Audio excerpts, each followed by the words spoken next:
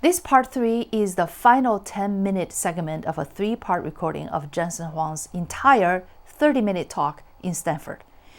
The video was recorded on a handheld cell phone further away from the stage. The quality of this video does not reflect the professional videos made by 10 Plus Brand Inc. Part 3 summary. Jensen Huang advised young people to learn how to reason and break things down to first principles. To know what the first principles are, go to school. In answering the concerns about human collective intelligence of managing the collective intelligence of AGI, Jensen Huang stated that human-generated knowledge and human-generated data will today be 99%. In about 10 years, it'll probably be 1%. The vast majority of human knowledge will be generated by AI. It'll be AI-generated data that the other AIs learn from. It's going to be synthetic-generated intelligence. That's just intelligence. It's not a big deal. It's just data that the amount of AI-generated knowledge is to be incredibly high. Comments from Joanne Z. I respectfully disagree with Jensen Huang regarding synthetic data. I wrote an article linked below 7 months ago, analogizing the danger of synthetic data to Norman Rockwell's famous painting, The Gossips. What may start as a story about a cat may end up being about an elephant after being passed through 15 people. It's therefore important to label data either as originating from a source or as synthetic before being used to train AI and becoming untraceable, to avoid misinformation that can cause catastrophes like a financial market meltdown. Here's my article. This point is echoed by a prominent expert in the AI fintech industry who was also a chief data officer at both state and federal government levels, in the interviews of notables and influencers. The subheadings about synthetic data speak for themselves. At 46 minutes 21 seconds, untagged synthetic data pose systemic risks, model collapse, the real dangers from AI hallucination. At 49 minutes 56 seconds, need for auto-tagging of synthetic data when it is being generated and used, the danger of groupthink, and we need to have a human consensus mechanism and AI governance committee to correct AI's mistakes. Jensen Huang said this about AI. You want the smartest friends? You want the most productive friends? Go engage AI as fast as possible because they are super smart and they are going to help you solve problems. It is also the case that we want second opinions and third opinions. I use multiple AIs at the same time solving the same problems. And I take the answers from one and I give it to the other one. I'll make the second one judge the first one. What do you think about this answer? And I ask each one of them to produce. Based on everything that you have now learned, why don't you reflect on what I told you and what I gave you, and then give me a better answer? And so you notice I'm interacting with AI the way I interact with people. I want them on my side. I want them to work with me. Comments from Joanne Z. The above sounds like circular reasoning to me. If nothing is done to label synthetic data used by all AI models, what makes their second and third opinions any more reliable? Without holding AI accountable by resorting to first principle thinking that Jensen Huang has applied over and over, what makes AI smarter or credible? Assuming that Jensen Huang's preference for human control over AI tools is not hijacked by AI yet, AI is threatening human intelligence with this double whammy.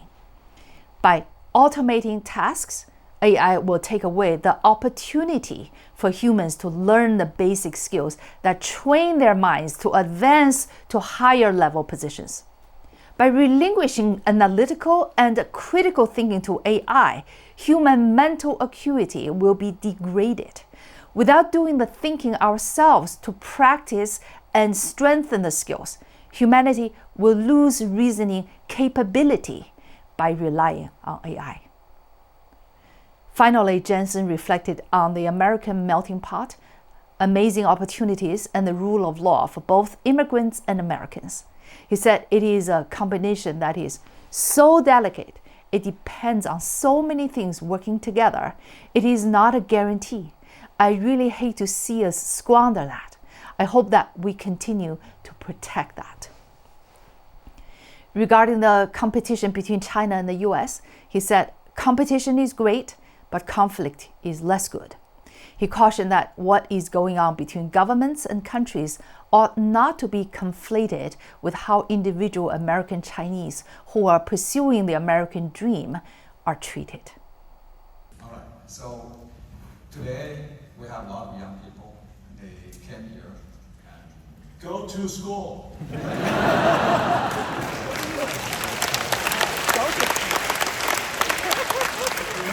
The one thing that I was going to leave with you, and I applied everything with saying these things consistently to the young generation in front of me.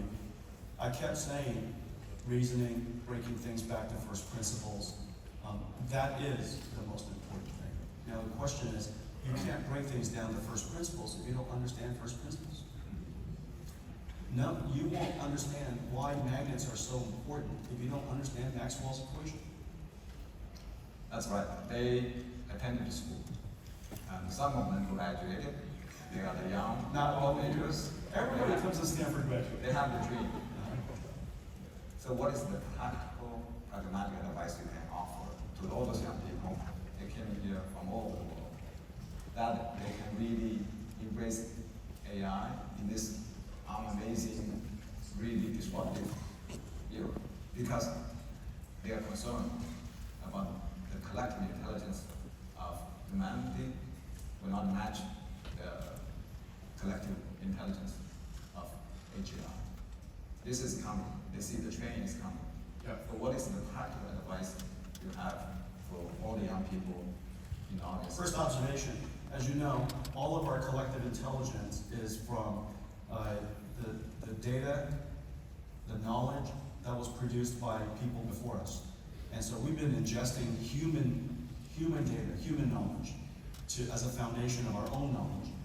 And the collection of more knowledge, when you mix them together, and when they're connected, somehow derives other knowledge. We've been absorbing human knowledge, and that's what's on the internet. It was created by all of our ancestors and all of each other. And, well, in the future, in the next 10 years, I would think that human-generated knowledge and human-generated data would today be 99%, but in about 10 years, it'll probably be 1%. The vast majority of human knowledge will be generated by AI. And it would be AI-generated data that other AIs learn from, and synthetic data generation, we call it synthetic. It's kind of like, for us, it's like calorie-generated intelligence. It's going to be synthetically generated intelligence. That's just intelligence. It's not a big deal. It's just data. I think that, so one, you observe that the amount of AI-generated knowledge is going to be incredibly high. If that is the case, you ask yourself a second question, which is, if you're building a team and you're working with people and you want to have friends, do you want the smartest friends? Do you want the most productive friends? Do you want friends and colleagues and teammates that help you the most? If that's the case, then what you ought to do is go engage AIs as fast as possible, because they're super, super smart and they're going to help you solve problems. It is also the case that we want second opinions and third opinions, and I use multiple AIs at the same time solving the same problems. And I take the answer from one and I give it to the other, and I make the second one judge the first one. I said, what do you think about this answer? And then after that mixing, I ask each one of them to produce, based on everything that you've now learned, why don't you reflect on what I told you and what I gave you, and then give me a better answer. And so notice, I'm interacting with AI the way I'm interacting with people. And I want them on my side. I want them to work with me. And the important thing is, it is impossible to be a researcher in the future without AI. It's impossible. impossible to be an engineer without AI. It's impossible to be a manager without AI. It is simply impossible to be a student without AI in the future. And so engage AI. That's great, Jensen. Finally, this is the last question I have.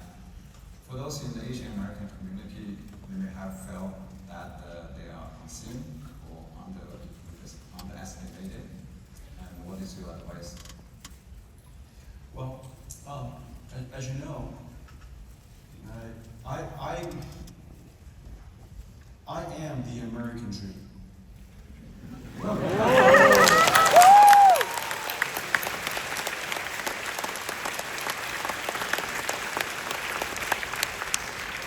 One of these days, if you look it up on Wikipedia, American dream, it'll just probably be a picture of me working at Denny's. And my parents came to the United States when I was 9. They sold everything they had, put it in their pocket. They came, rented an apartment. Neither had a job. My mom was a maid at a Catholic school. My father got a job as an engineer.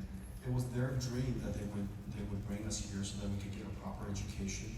And because of everything that my father saw on a business trip one time, and he couldn't imagine that this would be a place we would build a family. He would build a family, and we would build a life. And they sacrificed and risked everything, literally, to come to a country they'd never been to. I mean, that's an insane idea. And back then there wasn't internet. It wasn't like my mom's watching YouTube going, that's pretty good. and so they took it. They got on an airplane, and we came and came to a really alien country, if you will. And they had to learn English here, and my mom had to learn English. Her English is still quite poor, but her English, she had to learn English, and she taught me English. And so the thing that's really amazing is that this is the Chinese spirit for you. You could teach somebody, you could teach your kids how to do something you have no idea how to do yourself.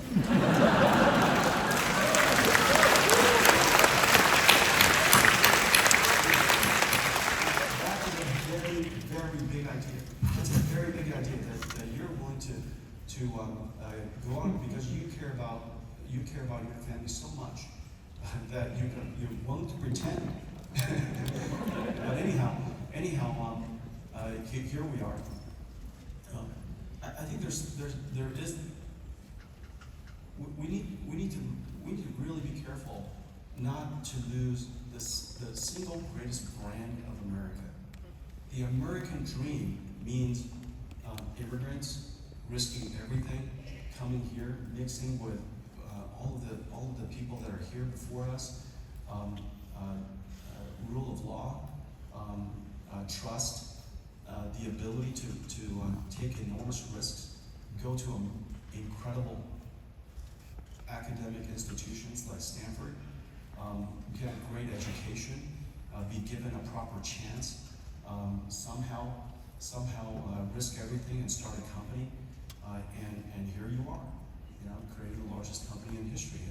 And you can't underestimate the combination, the delicate combination. It's not a guarantee. This entire system is so delicate. It depends on so many things working together, and I really hate to see us squander that. And I love that generations of Asian Americans were able to come and create amazing. If you look at all of the world's most successful companies, I think 50% of them came from India. Like Sundar and Satya and Shantanu. Look at these amazing CEOs running incredible companies, and I love that. I love that this country has created these amazing opportunities for us, and so I'm counting on all of you to carry the banner forward. It is the case that one of the things that we can talk about, and I'm rather troubled by it, is the competition between China and the United States if not delicately framed, gets framed into conflict. And competition is great, conflict is less good. And we need to be careful that our competition with China doesn't change the social attitude about Chinese. And we've got to be careful that we're able to separate countries and governments and people. And in the history that I've been here, in the 50 some odd years that I've been here, we were incredibly good at that. That there was a separation between competition of countries and the needs of countries, and still have this incredible melting pot for all of the people and so many people represented here to be welcomed, to be given proper opportunity, and to be able to do the things that I've had the privilege of doing. And so I hope that we continue to protect that, and I count on all of you to continue to be the shining examples of the American dream and what immigrants can do. All right, thank you so much.